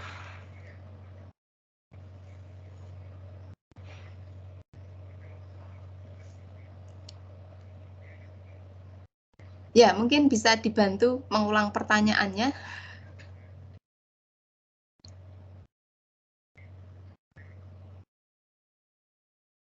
Halo, masih mute, Mas? G, masih mute, G. Halo Bu Kostri. G, monggo silakan. Bisa, G. Iya, maksudnya kan biasanya ada orang atau keluarga gitu yang membawa anaknya atau salah satu keluarganya yang mengalami autis itu kan ada yang dari kecil gitu ya Bu ya, dari kecil, dari umur yang saya tahu itu dari umur 5 sampai 7 tahun gitu ya. Itu dibawa atau disekolahkan di sekolah yang khusus memang buat orang-orang yang mengalami autis gitu. Terus ada yang baru masuk remaja umur 9-10 tahunan gitu. Terus ada yang sudah remaja, terus ada yang baru dewasa baru dibawa gitu. Terus yang paling efektif tuh yang di mana itu ya Bu ya, dari yang segi anak-anak, remaja sama dewasa gitu Bu. Apanya yang ditanyakan Mas? Apanya dari segi anak-anak? Oh, efektif. Iya, dalam artian segi komunikasinya gitu kan. Yang saya tahu juga ada Bu, orang tua gitu ya, itu memberikan komunikasi melalui multi language, dalam artian melalui suara, terus juga melalui sistem gerak tubuh seperti itu. Baik, terima kasih Mas pertanyaannya. Ya. Kalau untuk kaitannya dengan prognosis ya, apakah bagaimana tampilannya ketika di anak-anak, remaja, dan dewasa, konsepnya tetap sama. Jadi ketika anak sejak usia dini, terutama untuk 5-7, semakin cepat dia didiagnosis, memperoleh diagnosis yang tepat, berarti kan treatmentnya akan jauh lebih cepat diberikan ya, dibandingkan dengan ketika autismenya itu baru bisa dideteksi setelah dewasa. Karena ternyata dalam perkembangan selanjutnya itu karena di masing-masing tahap perkembangan itu kan ada tugas-tugas perkembangan ya, yang kalau kita masih ingat pertemuan pertama itu. Kalau problemnya ASD ini baru dideteksi setelah dia remaja atau bahkan sudah sangat terlambat ketika dia dewasa, prognosisnya biasanya akan lebih buruk gitu. Karena ketika dia di masa anak-anak pun ini juga akan berlanjut ke remaja dan dewasa.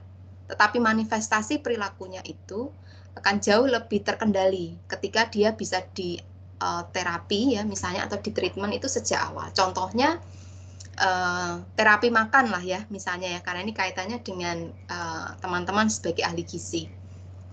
Ketika seorang anak didiagnosis ASD ketika dia umur 5-7 karena datang kepada Anda sebagai ahli gizi itu dengan keluhan alergi, misalnya orang tua menceritakan anak ini mengalami alergi susu dan gandum. Dan kemudian teman-teman sebagai ahli gizi akan memberikan treatment harus menjalani diet misalnya gandum dan susu. Jadi artinya di rumah itu tidak boleh ada makan makanan yang mengandung gandum dan susu. Ya. Nah, kemudian ketika terapi ini diberikan, anak akan jauh lebih tenang misalnya karena kemudian tidak lagi muncul gangguan konstipasi ya. Biasanya kalau anak-anak ASD yang tidak diberikan diet ini dalam arti dia masih diberikan makan makanan yang mengandung gandum dan susu ya. Biasanya ini kan kemudian muncul perilaku-perilaku yang tadi saya sampaikan. Misalnya jadi sulit ke belakang, kemudian pupilnya mengecil, kemudian muncul susah buang air besar, kemudian rasa sakit, kemudian pernafasan melambat, kemudian sampai ke gatal-gatal ya atau alergi tadi. Tapi ketika teman-teman bisa memberikan terapi ini sejak awal, berarti kan asumsinya orang tua akan menerapkan ya, hingga anak ini remaja misalnya. Sehingga perilaku-perilaku maladaptifnya itu tidak muncul karena sudah misalnya di terapi makan makanan bebas gandum dan susu itu sejak awal. Hal ini akan berbeda ketika anak ASD ini baru dideteksi mengalami ASD ketika remaja bahkan ketika dia dewasa. Anak sudah menunjukkan sikap tantrumnya atau mungkin karena ini berkaitan juga dengan perkembangan ya, karena anak-anak dengan ASD ini tetap juga menunjukkan ciri-ciri perkembangan sebagaimana anak-anak pada umumnya. Hanya ditambah dengan kondisi ASD ini yang semakin memperparah ya, karena kemudian kita melihat gangguan komunikasinya ini akan jauh lebih sulit untuk diterapi ketika gangguan ini muncul pada usia perkembangan lanjut, remaja atau dewasa. Karena mereka sudah punya otonomi ya, kalau remaja apalagi dewasa ini kan jelas otonominya sudah semakin tinggi gitu. Sehingga menerima support ataupun mungkin juga treatment yang sifatnya itu jangka panjang itu seringkali tidak dilakukan misalnya. Ya karena baru bisa dideteksi, karena baru terdeteksi gangguan ini saat remaja atau dewasa. Belum lagi kalau di remaja itu pubertas, muncul lagi problemnya. Ya kan? Jadi mulai muncul problem-problem lain, anak harus ditolong untuk bisa berelasi dengan lawan jenis secara sehat. Ini bukan hal yang mudah gitu. Ditambah dia menunjukkan adanya problem-problem biologis ya, misalnya alergi. Kemudian problem-problem yang berkaitan dengan gangguan makan dan sebagainya. Jadi semakin awal deteksi gangguan itu bisa diberikan, prognosisnya akan lebih baik karena kemudian akan segera ada terapi-terapi atau treatment yang menunjang situasi tersebut. Itu jawaban dari saya, Mas, mungkin bisa dipahami. Ya, baik Bu, terima kasih atas penjelasan. Iya, sama-sama Pak. Nah, salah satu problem penting berkaitan dengan anak-anak dengan ASD adalah gangguan makan. Gangguan makan ini terjadi pada 60% anak-anak dengan ASD. 60% ya, dibandingkan dengan gangguan lainnya. Ini kebetulan kalau di artikel yang saya punya itu kelihatan sekali ya. Di sini mungkin agak beda tampilannya. Pada anak-anak dengan ASD plus ADHD, jadi ada banyak komorbid ya, ada komorbidnya dia ada ADHD dan gangguan utamanya ada ASD, ternyata mengalami gangguan makan sebesar 22%. Ini terjadi pada ASD plus ADHD. Sementara yang 1% ini pada ADHD saja. Kemudian 17% itu pada anak-anak yang tidak mengalami gangguan ASD dan ADHD. Atau keliru ya? Oh, maaf. Oh, sorry, keliru. Jadi yang 60% ini pada anak-anak dengan tidak ada indikasi ASD ataupun ADHD. Tetapi temuan tentang gangguan makan itu ditemukan pada anak-anak dengan ASD sebesar 17%. Jadi artinya anak-anak dengan ASD itu berisiko untuk mengalami gangguan makan. Apalagi kalau dia ada komorbid dengan ADHD, maka peluang munculnya gangguan makan itu menjadi meningkat, yaitu 22%. Ini dari salah satu hasil penelitian yang saya dapat ya. Nah, selain itu ada problem lain yang tadi sudah sempat saya singgung dengan teman-teman. Jadi ada anak-anak dengan ASD itu yang juga memiliki gangguan intelektual, 41%. Kemudian ada anak-anak dengan ASD yang juga mengalami gangguan motorik, termasuk hipotoni, kemudian apraksia, kemudian jalan jinjit ya, kita menyebutnya atau two walking, dan gangguan motorik kasar. Kemudian ada juga gastrointestinal problem. Ini yang kaitannya tadi dengan diare, konstipasi ya, karena memang kaitannya dengan makanan yang dikonsumsi. Sehingga di sini peran teman-teman adalah untuk mengecek apakah memang ada gangguan makan yang terjadi pada anak-anak ASD ini dan bentuknya seperti apa. Itu teman-teman harus ketahui. Nah, karena anak-anak ASD itu mengalami gangguan berkaitan dengan proses sensori, maka ini yang terjadi biasanya gangguan makannya itu berkaitan dengan pemilihan makanan ya. Jadi anak-anak itu menjadi sangat sensitif terhadap bau, sehingga kenapa untuk makan makanan tertentu itu akan menolak karena mungkin sensasi baunya terlalu kuat ya bagi anak-anak dengan ASD. Atau mungkin food color ya. Kenapa sehingga anak-anak dengan ASD ini lebih memilih makan makanan yang tampilan makanannya itu lebih menarik gitu. Mungkin karena menggunakan ini zat pewarna ya, zat pewarna makanan yang terlalu kuat gitu ya, sehingga anak akan lebih memilih makan makanan dengan food color yang sangat merangsang itu. Ada yang seperti itu, sehingga kalau diberi makanan lain yang tidak ada warnanya misalnya, dia akan menolak karena bagi mereka itu jauh lebih menarik makan makanan yang memberikan sensasi warna yang sangat kuat. Tapi sekali lagi ini individual ya, jadi teman-teman tidak bisa kemudian menyamaratakan bahwa semua anak ASD itu hanya hipersensitif atau hiposensitif saja, tidak. Jadi ini yang kemudian harus hati-hati menurut saya teman-teman di dalam melakukan anamnesis terhadap anak-anak dengan ASD karena memang variasi tampilannya itu tidak sama.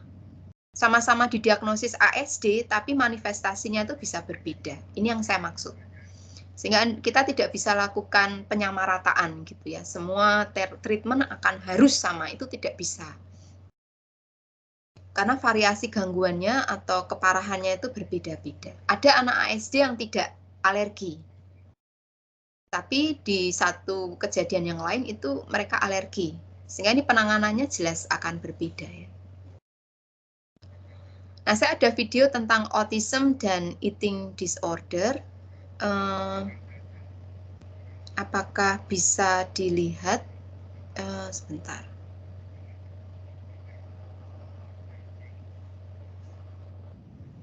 Apakah bisa mendengar suaranya?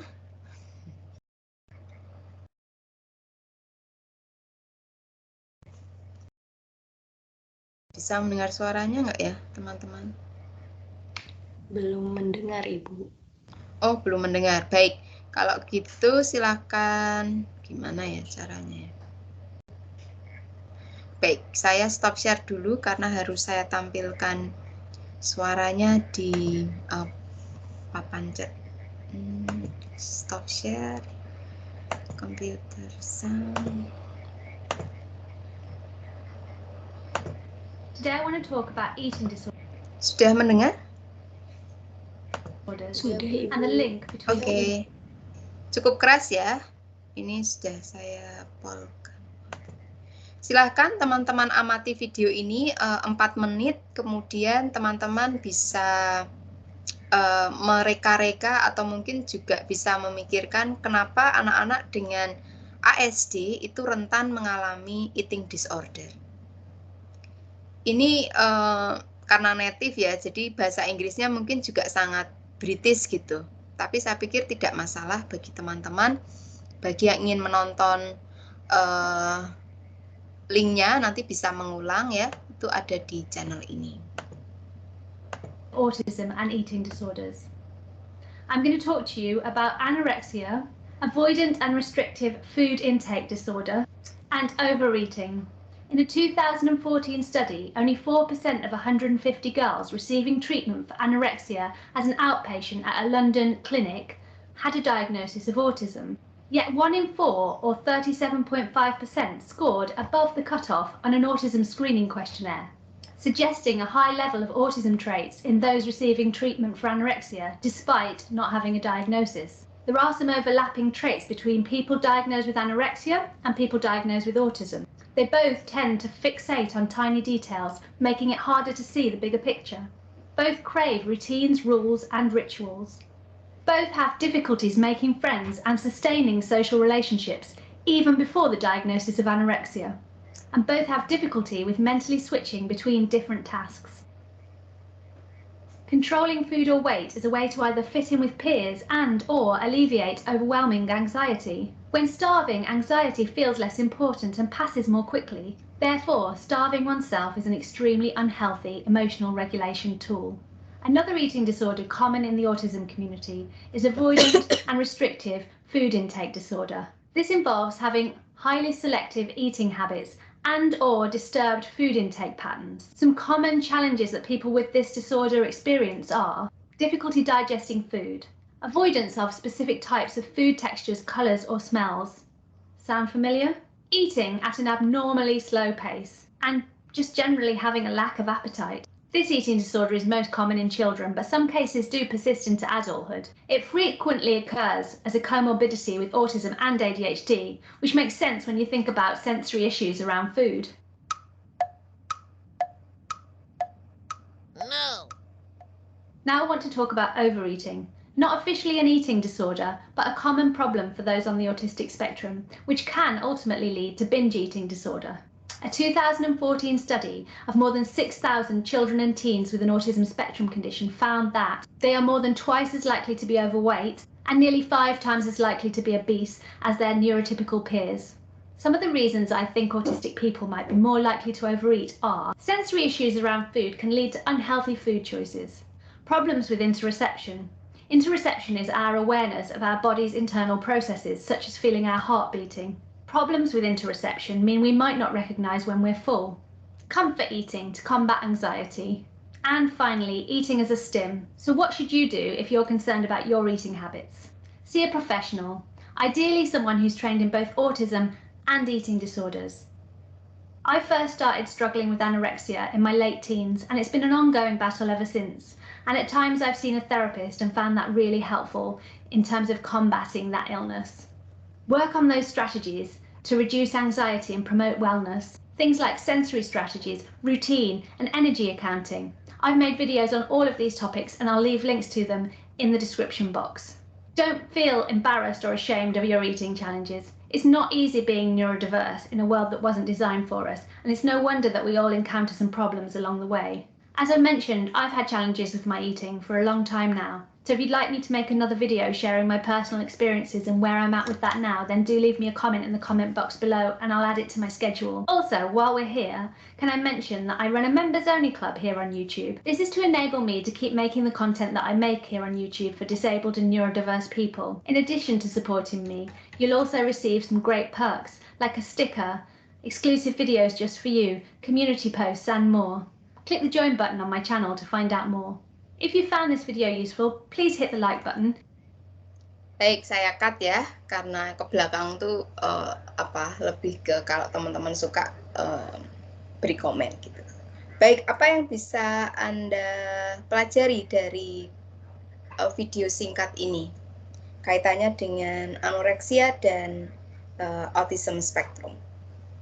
Silahkan. Tidak ada jawaban yang salah ya, semua punya perspektif masing-masing ketika melihat video ini.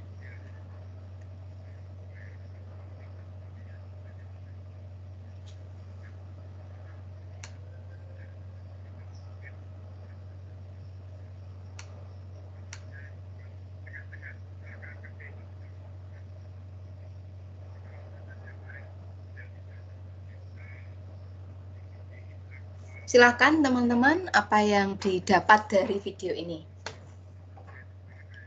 Mungkin kalau ada yang kesulitan bisa melihat lagi di judulnya Eating Disorders and Autism ya. Kalau misalnya ingin melihat video tersebut, judulnya Eating Disorders and Autism. Silahkan.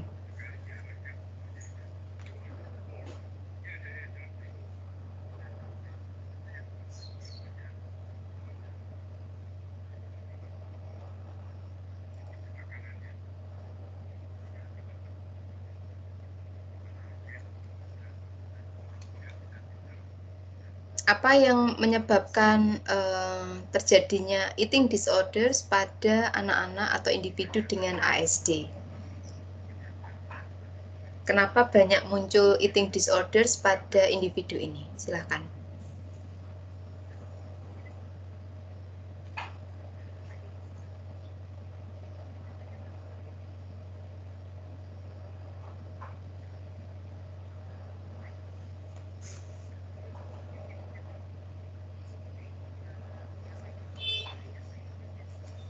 Silahkan teman-teman bisa mencoba menjawab.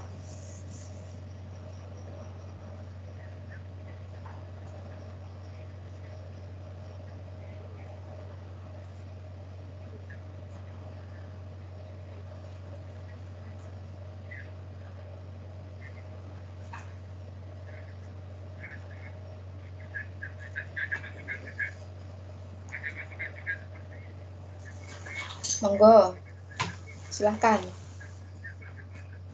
Apa kaitannya autism dengan eating disorder itu di mana? Kok banyak muncul gangguan makan pada anak-anak ini ya?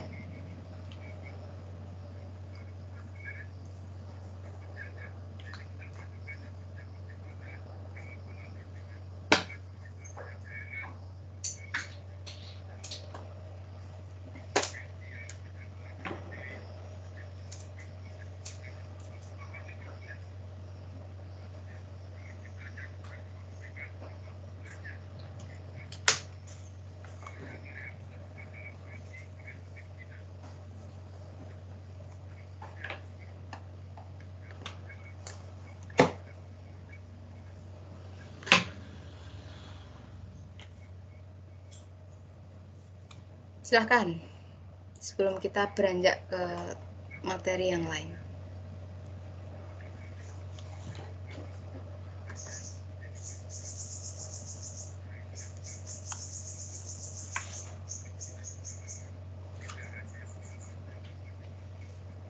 Saya tunggu ya, 3 menit lagi.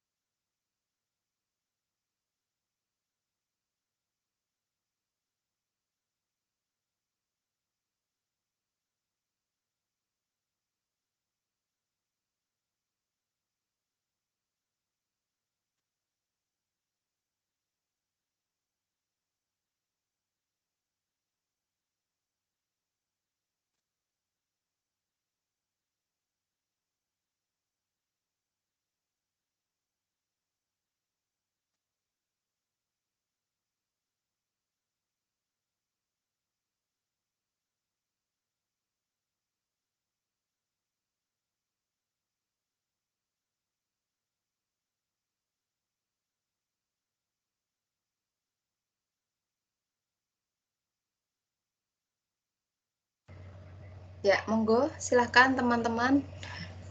Silakan memberi komentar. Saya malah bingung kalau nggak ada yang berespon, nggih. Silakan coba direspon video ini kenapa autism dan eating disorder itu berkaitan gitu.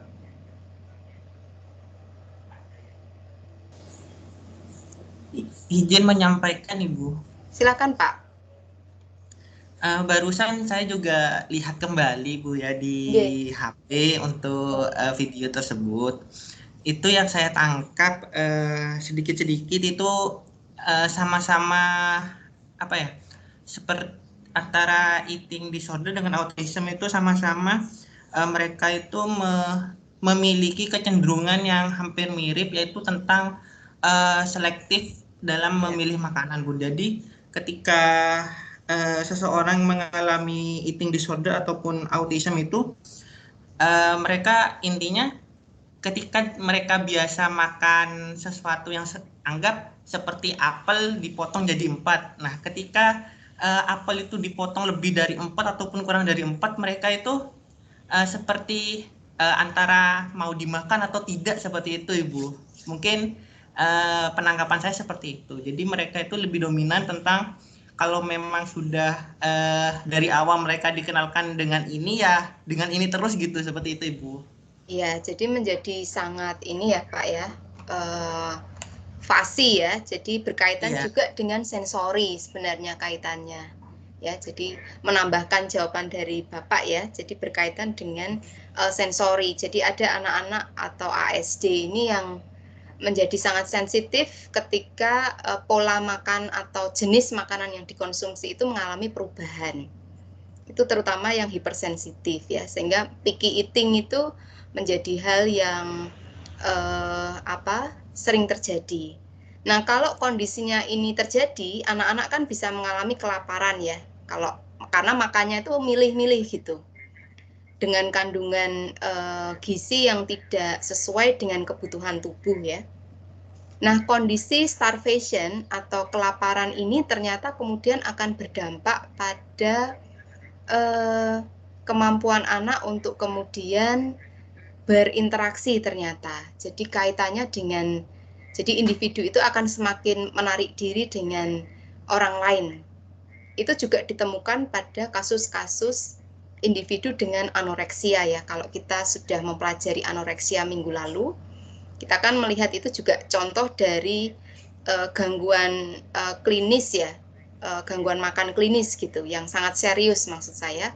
Karena di situ kemudian akan individu secara sadar memilih untuk dalam tanda kutip melaparkan diri ya, karena kemudian jadi milih-milih makanan yang akan dia makan gitu. Karena kalau pada anoreksia ini kan berarti dia merasa bahwa ada ketakutan ya, ketakutan yang tidak wajar bahwa makanan yang dia makan itu kemudian akan mempengaruhi bentuk tubuhnya. Jadi ada selective eating yang tadi Bapak sampaikan, kata kuncinya di situ, dan saya tambahkan ada sensory issue ya. Jadi problem sensori yang kemudian mengakibatkan anak-anak dengan ASD ini cenderung rentan untuk mengalami anoreksia ya, gangguan makan klinis ini, karena kemudian terjadi selektivitas yang sangat berlebihan terhadap makan makanan tertentu. Jadi misalnya makan fast food ya, tadi contohnya kan burger ya, hanya mau makan burger aja. Jadi setiap hari mulai makan pagi, siang, dan malam harus burger gitu. Kita akan melihat apa dampak dari konsumsi burger dalam waktu yang ya nggak usah lama ya, tapi kemudian kita melihat bahwa makanan-makanan tersebut itu tidak mengandung bahan-bahan yang dibutuhkan oleh tubuh misalnya, karena kemudian jadi misalnya terlalu banyak garam atau mungkin malah justru terlalu banyak karbohidrat atau glukosa misalnya ya, yang kemudian akan memunculkan problem-problem perkembangan yang lain, misalnya metabolisme dan sebagainya. Terima kasih Pak untuk pendapatnya ya. Saya akhiri. Yeah. And if you're new here or not, ini mau saya hilangkan. Baik. Presentasi selanjutnya, waktu saya hampir habis. Akan saya teruskan dengan, loh kok ini gantinya. Dari penelitian yang saya dapat, teman-teman, ini adalah beberapa problem eating disorders yang dikeluhkan oleh ibu-ibu yang memiliki anak dengan ASD. Ternyata ditemukan bahwa anak-anak ASD itu memiliki pola makan yang sangat khas gitu. Ketika makan itu tidak dikunyah, tapi langsung ditelan contohnya. Ada anak-anak yang seperti itu. Kemudian ketika suatu kali diberi makan ya, kalau di contoh jurnal itu, di artikel ini misalnya diberi ibunya itu semangka, hari ini diberi semangka, besok sudah tidak mau semangka. Jadi anak menolak ya, anak menolak makan makanan tertentu, makan makanan yang diberikan. Kemudian ketika anak tidak diberi makanan yang dia mau, dia akan meronta ya. Kalau di artikel itu dikatakan dia scream ya, berteriak gitu. Jadi menunjukkan perilaku-perilaku yang maladaptif sehingga mau tidak mau ibu ini yang akhirnya memberikan sesuai dengan permintaan anaknya supaya anak ini tenang. Jadi pola-pola ini yang kemudian dikembangkan oleh anak ya. Jadi anak bisa memanipulasi lingkungan yang ada di sekitarnya untuk memperoleh apa yang dia inginkan. Kemudian ada pembatasan makanan ya. Jadi anak membatasi untuk makan makanan yang disediakan. Jadi hanya mau makan makanan tertentu saja. Kemudian ibu biasanya juga tidak berdaya ya. Jadi ibu ingin memperkenalkan makanan baru, tetapi respon dari anak ini tidak selalu positif gitu. Sehingga kemudian harus melakukan cara-cara strategi untuk membuat anak ini mau makan gitu. Ada juga keluarga yang menerapkan diet tertentu ya. Jadi akhirnya anggota keluarga itu menjalani diet makanan ya, supaya makan sama seperti apa yang dikonsumsi oleh anak-anak dengan ASD ini.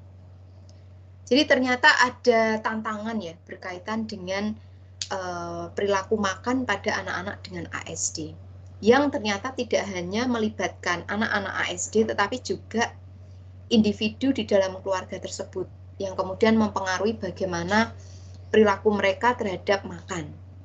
Termasuk pemilihan makanan itu menjadi hal yang kemudian menjadi urusan keluarga. Jadi akhirnya keluarga menerapkan pola makan tertentu mengikuti pola makan dari anak-anak dengan ASD. Nah ini memang butuh upaya untuk apa ya, memastikan bahwa keberlanjutan dari diet itu bisa terus terjadi gitu ya, untuk meminimalisir munculnya perilaku tertentu. Nah ini saya pikir ini kaitannya tadi juga dengan video yang sudah teman-teman lihat ya. Jadi perilaku makan itu ternyata menjadi aktivitas kompleks karena di situ juga melibatkan proses pengambilan keputusan ya, apa yang akan saya makan atau tidak. Kemudian juga melibatkan adanya kesiapan ya, tidak hanya kesiapan tapi juga faktor motorik ya. Jadi ada anak-anak yang mungkin, ada anak-anak ASD yang mungkin secara fisiologis itu memang menunjukkan adanya hambatan ya. Misalnya dengan pembentukan gigi yang tidak sempurna ya, sehingga anak memilih untuk tidak mengunyah tetapi langsung menelan. Nah, itu berkaitan dengan motorik ya, oral motorik ya pastinya. Sehingga kenapa makan itu pun sudah menjadi aktivitas yang kompleks gitu. Saya pikir ini yang bisa saya sampaikan ke teman-teman. Mungkin bisa diisi. Apakah ada bagian yang tidak dipahami? Silahkan. Bisa ditanyakan. Silahkan.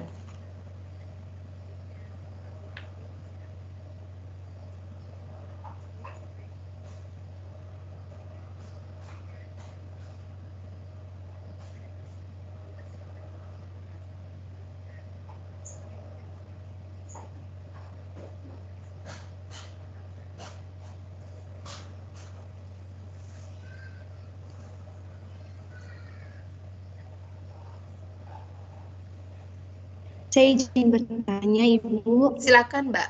Langsung saja. sedikit berdiskusi, Bu. Tadi kan Ibu ada menyampaikan bahwa ternyata anak ASD itu hipersensitif terhadap suara keras ya, Bu. Iya. Saya punya pengalaman, Bu. Jadi kakak saya itu mempunyai teman yang anaknya kebetulan ASD. Oke. Nah, cara komunikasi ibu ASD ini kepada si anak itu cenderung keras gitu, Bu. Keras dengan suara yang nadanya lumayan tinggi gitu, Bu. Oke. Beliau mengatakan kalau anak nggak dikasih arahan seperti itu, dia nggak ngerti maksud apa yang kita sampaikan. Ingin saya tanyakan, Bu, apakah dengan cara komunikasi seperti itu bisa diterapkan, dan komunikasi seperti apa baiknya yang harus kita terapkan kepada anak ASD, Bu? Nah, ini pertanyaan yang sangat bagus ya. Makasih Mbak pertanyaannya. Jadi berkaitan dengan pengasuhan, ini memang patut ya ironis, tapi juga ya ini memang terjadi ya. Jadi bahwa kehadiran anak-anak dengan penyandang disabilitas ini kan mempengaruhi kondisi keluarga ya. Sehingga kemudian keluarga juga memberikan respon yang seringkali juga tidak tepat gitu. Seperti yang tadi Mbak contohkan ya. Jadi yang jelas kita perlu melihat bahwa dan menyadari bahwa anak-anak ASD pun ini kan juga punya hak hidup ya. Dan hak untuk sebagai manusia gitu. Sehingga tentu saja penanganan yang keras itu tidak bisa menjadi hal yang dapat dibenarkan menurut saya. Justru yang kemudian memang harus dibangun komunikasi atau interaksi atau bagaimana pengasuhan pada anak-anak dengan ASD ini adalah harus berdasarkan pada, karena anak-anak ASD ini kan sangat rutinitas ya, sangat rutin gitu. Model-model pengasuhan yang menurut saya itu perlu dikembangkan justru yang konsisten. Jadi orang tua yang tegas, tetapi juga tidak mudah untuk terpengaruh dengan anak yang kemudian melakukan manipulasi ya, karena yang tadi saya sampaikan, ada anak-anak ASD itu yang ketika dia diberikan makanan tertentu yang diubah, kemudian menjadi marah ya, sehingga kemudian orang tua memberikan apa yang diinginkan oleh anak. Itu juga tidak hal yang baik juga gitu. Jadi kuncinya memang adalah di konsistensi, tapi juga yang punya kasih ya di situ maksud saya. Jadi tetap juga menyadari bahwa anak-anak ASD ini kan sebenarnya mereka juga berjuang ya Mbak. Maksud saya mereka juga dengan kekhasan dari gangguan tersebut memang mereka menunjukkan adanya kesulitan untuk berelasi. Nah, sehingga di sini memang bentuk-bentuk interaksi relasi yang kemudian berdasarkan pada hubungan relasional yang positif itu yang harus dikembangkan gitu. Pertanyaan saya untuk kemudian menjadi perenungan kita, apakah kemudian ketika ibu atau orang tua atau anggota keluarga itu berkomunikasi dengan suara keras, apakah kemudian disertai dengan perubahan perilaku pada anak-anak ASD? Ini yang perlu kita pikirkan. Apakah ketika memperlakukan anak-anak ASD dengan cara-cara yang menurut kita itu tepat, ya karena merasa bahwa anak ASD ini tidak paham, itu juga menjadi hal yang perlu kita evaluasi. Artinya, bisa jadi kondisi anak ASD itu semakin buruk karena memang juga ada perlakuan yang diperkuat dari lingkungan. Ini kan kalau dengar cerita Mbak ini kan terkesan bahwa yang salah itu kan anak ASD-nya toh Mbak. Ini pandangan medis ya kalau kita bicara tentang penyandang disabilitas. Jadi kita menyalahkan kondisi internal dari anak-anak dengan ASD ya, karena kita bicara ASD ya pagi ini. Tapi secara umum pandangan medis itu mengatakan bahwa penyebab dari disabilitas itu ya ada pada individu itu. Sehingga individu itu harus dinormalkan dalam tanda kutip ya. Itu istilah yang saya tidak suka ya, istilah normal tidak normal itu. Sehingga kita menyalahkan atau fokus dari masalah itu adalah pada individunya, bukan pada bagaimana lingkungan bersikap dan memfasilitasi anak-anak dengan penyandang disabilitas, khususnya ASD itu. Kalau menurut saya, berarti yang harus diubah bisa jadi adalah lingkungannya, Mbak. Kalau menurut saya. Karena memang kalau kita bicara tentang neurodevelopmental, itu gangguan biologisnya ada gitu. Jadi anak-anak ASD ini memang menunjukkan kesulitan dalam 3 aspek tadi gitu. Tapi ketika lingkungan itu semakin memperlakukan anak-anak ASD ini sebagai anak-anak yang bermasalah dalam tanda kutip, kita cenderung untuk tidak memperhatikan strategi yang kita pakai gitu, untuk bisa melibatkan atau mengoptimalkan tumbuh kembang dari anak-anak dengan ASD. Kalau jawaban saya seperti itu, Mbak, mungkin berbeda atau mungkin Anda tidak sepakat, mungkin Anda bisa sampaikan. Kalau menurut saya seperti itu, karena memang ini seumur hidup ya, gangguan ini tidak bisa disembuhkan. Sama sekali tidak bisa disembuhkan karena ini berkaitan dengan otak, gitu ya. Saya tidak tahu apakah di masa depan nanti ada terapi gen yang kemudian akan bisa dipakai untuk kemudian mempengaruhi gen pada anak-anak dengan ASD, karena ini sifatnya polygenic disorder ya, jadi banyak gen yang terlibat di dalam munculnya gangguan ini gitu. Tapi untuk saat ini kan terapi yang masih banyak dilakukan ya, kalau kaitannya dengan teman-teman ya terapi diet itu, terapi perilaku, itu yang bisa kita lakukan untuk saat ini. Sehingga memang kemudian perlu ada upaya bersama dari keluarga atau pihak-pihak profesional yang bekerja dengan anak-anak ASD ini, kemudian untuk bagaimana hal-hal atau aspek-aspek yang menjadi gangguan pada anak-anak ASD ini bisa kita intervensi dengan cara-cara yang memanusiakan dan juga cara-cara yang bermartabat. Menurut saya seperti itu, Mbak. Apakah cukup dipahami, Mbak? Dapat dipahami, Ibu. Terima kasih ya, Bu. Terima kasih, sama-sama. Sekali lagi, ada lagi yang mau ditanyakan? Saya tertarik. Oh, lihat. Oh, ya. Ini antara... Oke, ya. Terima kasih. Jadi, semoga cukup paham dengan apa yang saya sampaikan.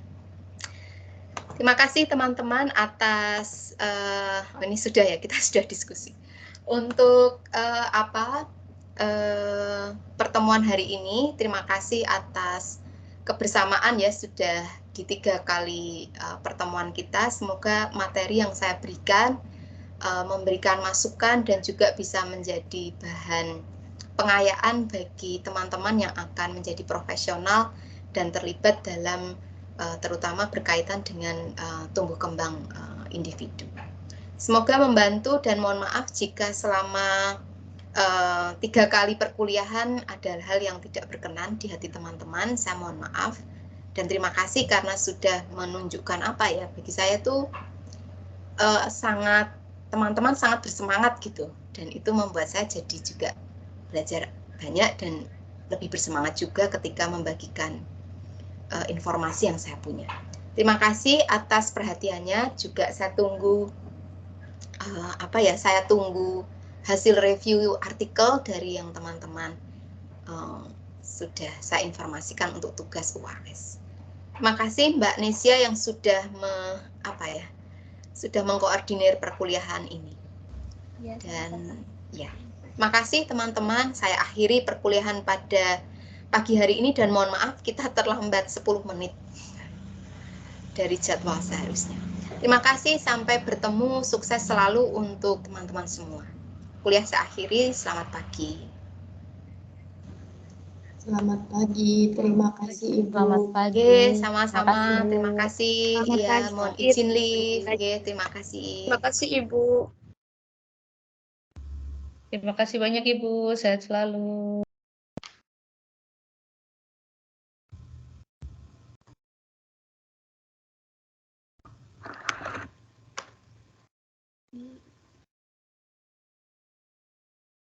Teman-teman, kita SS dulu ya. Oh ya, tadi untuk absensinya terlewat, jadi nanti biar kami format yang hubungi Bu Nenonya gitu. kita SS dulu.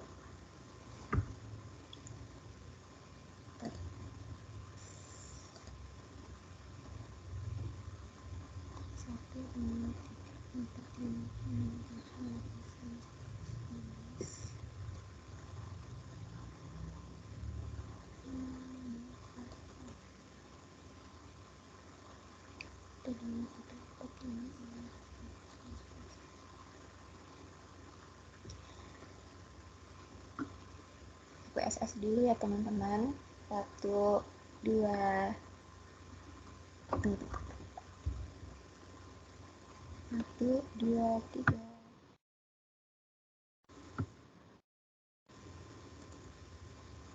Sekali lagi.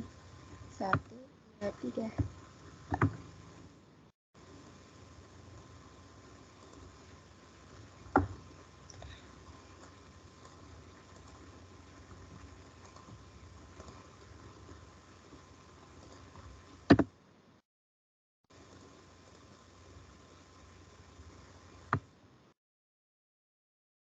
Oke, udah selesai untuk SS-nya teman-teman. Terima kasih untuk partisipasinya kuliah hari ini. Mohon maaf kami sebagai kormat kalau ada salah. Saya tutup dulu. Assalamualaikum warahmatullahi wabarakatuh. Selamat melanjutkan aktivitas kembali. Waalaikumsalam warahmatullahi wabarakatuh. Terima kasih Mbak Cia. Terima kasih. Mbak Irham, Ya. Mbak Lutfia. Terima kasih. Mbak Helvi, sebentar ya aku kirim tugasnya. Sebentar, linknya.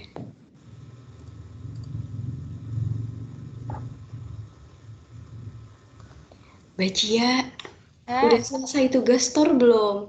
Belum. Aku tadi ngerjain itu, Mbak. Lagi Sama nih, aku dari tadi ngerjain. aku juga nih lagi. Udah lagi berapa nulis. lembar? Udah berapa lembar, Mbak? Makanya Bentar, Mbak. lupa. Tolong di stop record.